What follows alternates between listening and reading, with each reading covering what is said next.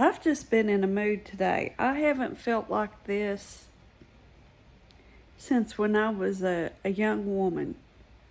Um, it one of those days where you just fit to be tired, you're in a bad mood.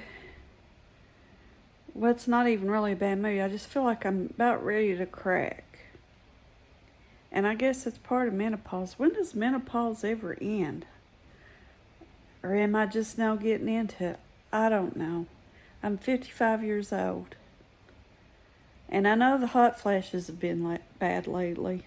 My hair's been coming out left and right. And today I just feel like a nervous breakdown, one breath away. Oh, I don't mean to cry and grumble. But I'm just going to pour it all out.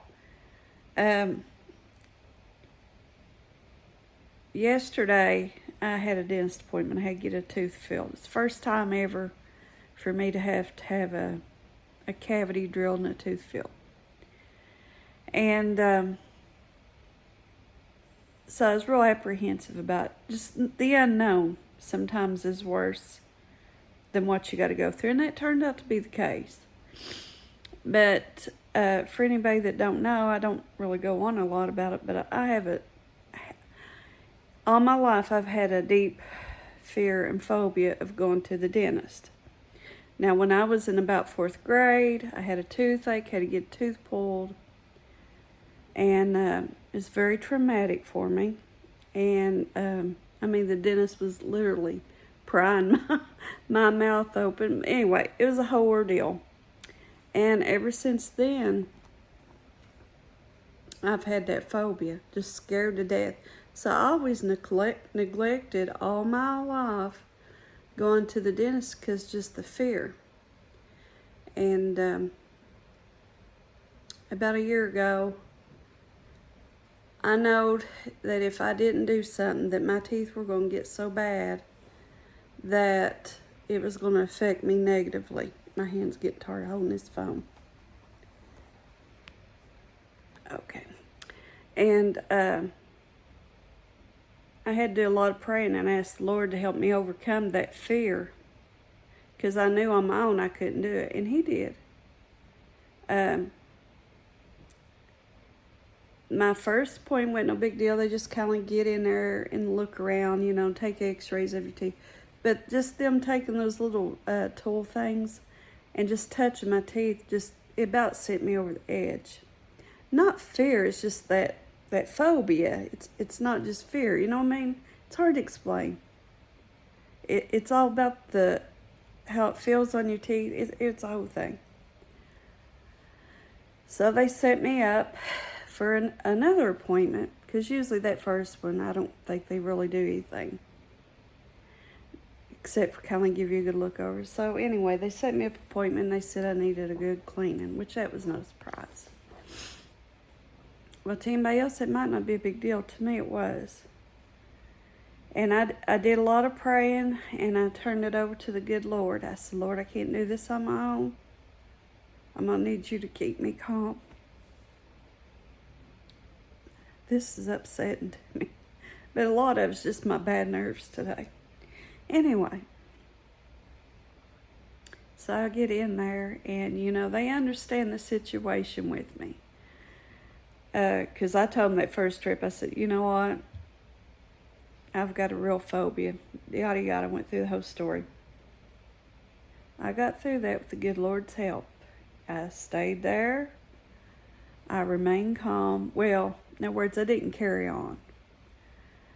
And my whole body trembled. And it was embarrassing, because I know that woman, when she was doing that suction and stuff, while she's doing that clean, I know she could feel my body just trembling. But you know what? I got through that with the good Lord's help. Nothing of my own. So, got that over with. 6 months rolls around. Time for routine cleaning. It wasn't as big a deal. Knew more what to expect. I was a lot more calm. But still, the anxiety gets to me, But survived it. Got through it. I know I make it sound like such an ordeal, but if you've got a phobia, it is. And anyway, the dentist come in, and he's a nice guy and all that. But he says, you got a cavity, and we need to get that took care of before you end up with toothache. Well, naturally, I know it'd be better to get a tooth worked on and filled before you actually get so far with toothache, because I remember that, and I didn't want to go through that again. But here I had a new fear, a new experience I had never, dealt with. So, I go back to the Lord, and I'm praying. My stomach was in such a knot yesterday. And, I lay there, didn't cut a shine. Excuse me, y'all. But my stomach just felt like a pure old knot in my stomach. The fear and angst and worry of that was the torture. The actual procedure, it wasn't bad. It honestly wasn't. The fear and everything was worse than that. Even he numbed my gums and stuff before he even give me that shot. Which, honestly, to be truthful with you, the shot's not fun. Like when they first numbed my mouth, when I first went to have my teeth cleaned, because I told them, I said, I don't want to feel nothing. They numbed me up good. The shots didn't bother me, so that's weird. But this time he just kind of had some kind of ointment or something he puts in there, and then he gives the shot. I didn't feel the needle. But I'm losing my train of thought. But even the drilling and stuff, it was a little weird feeling that vibration of that drill. But it was over before it felt longer than what it was. But, I got through that, and then I felt silly. I thought, the procedure wasn't that bad at all. Got it done, and I was like, in my mind, I was like, thank you, Jesus, for helping me get through all that, And I was so glad for it to be over with. And then he informs me, because they did x-rays yesterday too, that I have a few more cavities.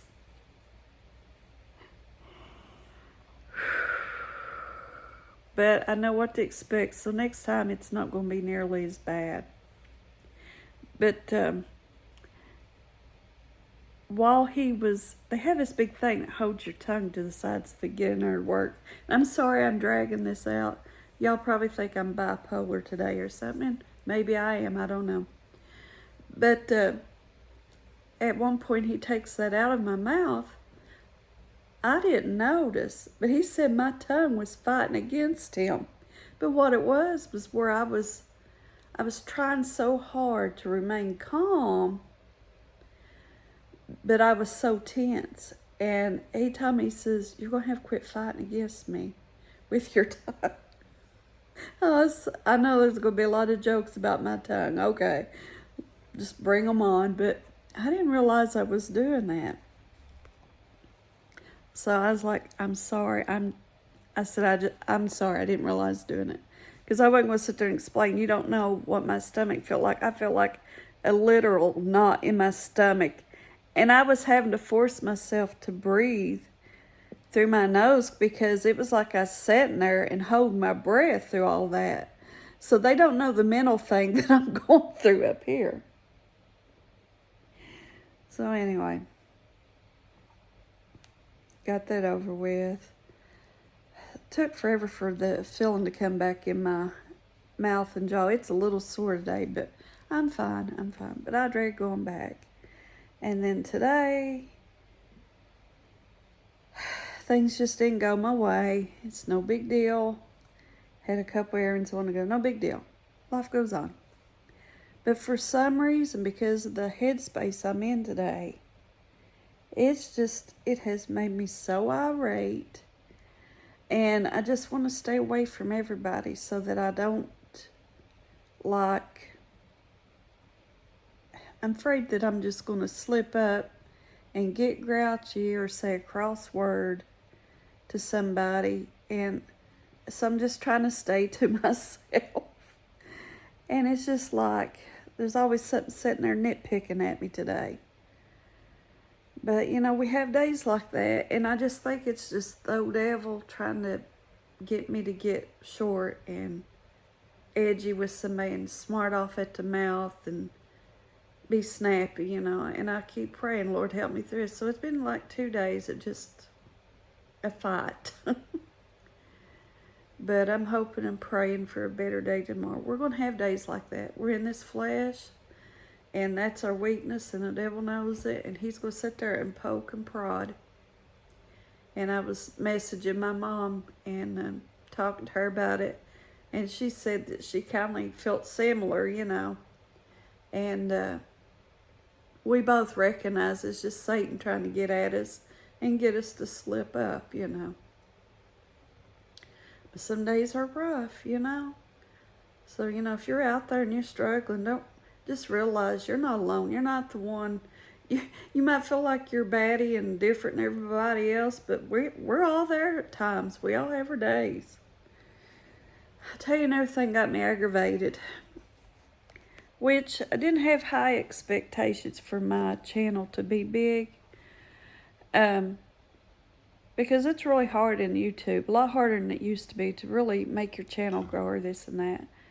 And, you know, I just kind of had hopes that it would grow and eventually could be like a little bit of income.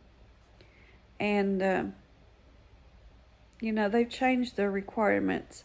And I know if you're not in as a creator, you may not be interested in this. But you had to have 1,000 subscribers and 4,000 watch hours. Well, they've changed it, and you still got to have the 1,000 subscribers, but now you've got to have 8,000 watch hours. That takes effect in February. If you make it to your 4,000 watch hours, did I say it wrong? I don't even know yet. I'll have to watch it back. I'll correct it on the screen. 1,000 members, 4,000 watch hours. If you get that, meet that threshold before, I think it's in February sometime, then you get grandfathered in. Well, I'm nowhere near that, but that's okay. But, you know, I was getting stressed because I was like, I had high hopes, even though my content is very weak. How much does anybody want to sit and watch me and listen to little things? Now, I don't mean no disrespect to my people that love my videos. I know there is some of you that really do, and I appreciate you. But, you know, my mind's starting to scatter. But anyway, it was disheartening. And it's just like, you know, the greed in this world. You know, YouTube, they provide a great platform for people as creators. But it's just like over the years, their greed has stepped in and took over. You know, to me, I think if you're not going to allow anybody to get monetized on their channel because they lack the subscribers or they lack the watch time hours, then why is it fair for them to still put their ads on there and make money off our work? But there's different ways of looking at it. But it is what it is. But you know what? It was getting me down. I thought, you know what? If my channel ever grows and becomes anything, and if by chance I make a little bit of money, because you don't make a lot off, unless you're a great big channel, like maybe have millions of subscribers and you might make good money then. But typically you're not. But if you're one of the fortunate and blessed ones, you can make a little bit of money. I think the most I ever made with my other channel was like $200. I might have made $280 one time. And, you know, it made me feel really good because I felt like I was contributing to my household, you know. But anyway, so, you know, I thought to myself, and the Lord just showed me, girl, if you ever make anything of this channel, you're not going to do it alone. Jesus is going to be there. He's going to be the one to help me do it.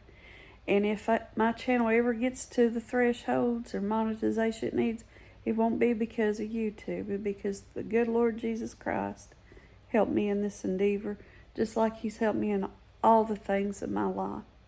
So, my faith's in him. If I could do one or two things to help anybody out there in this crazy world, give them a little peace, take their mind off their own problems for a little while, that far means more to me than monetization to begin with. So even if I never get there, if the good Lord's will, I'm going to keep on keeping on just to bring content to you all that it means so much to you. And when you say that you love my content, it means a lot to me because, I have a lot of self-doubt. And I'm like, I can't stand, when I'm editing, I can't stand sometimes to hear my own voice. And I can't stand watching my own content because it bores me so bad. But, when you're editing, you have to watch the same stuff over and over. And I know that's one reason.